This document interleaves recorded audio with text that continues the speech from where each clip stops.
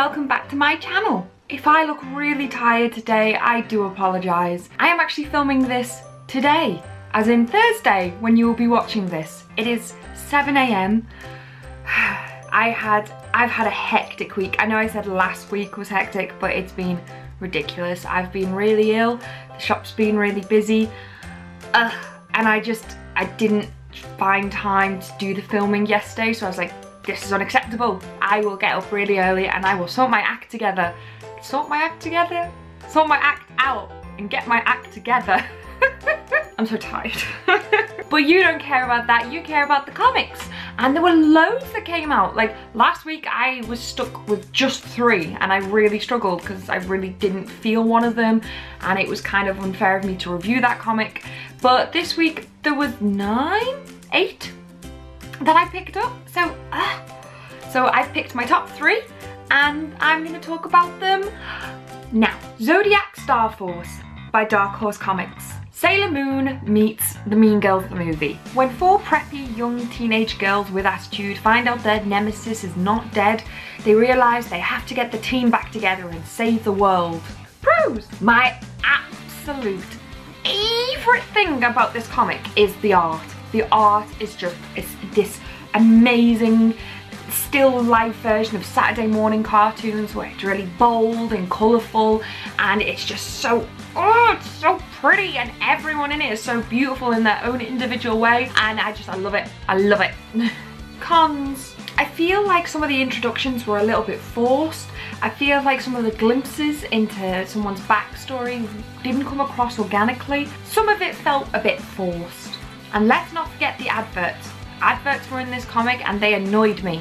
Overall, it was a genuine fun read. It caught my attention and I wanted to continue reading by the last page. Drive by IDW. This film to comic adaptation tells the story of an LA stunt driver who allows himself to be hired for heists. He doesn't carry weapons, he doesn't want to know the plot, he just turns up and he drives. Pros. The pace is slow without being boring. It gives you time to absorb in the feelings and the atmosphere, very much like the film. The art is incredibly moody, atmospheric.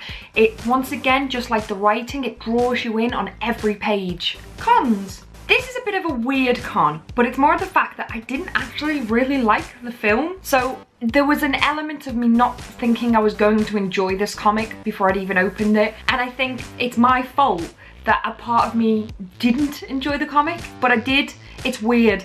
But yet the con is, didn't really like the film, so a comic based off a film I didn't really like, you kind of have to mention it. It's a pro in itself because I enjoyed the comic. Overall though, I actually thought this was better than the film in my own way and I genuinely want to continue reading. It was really good.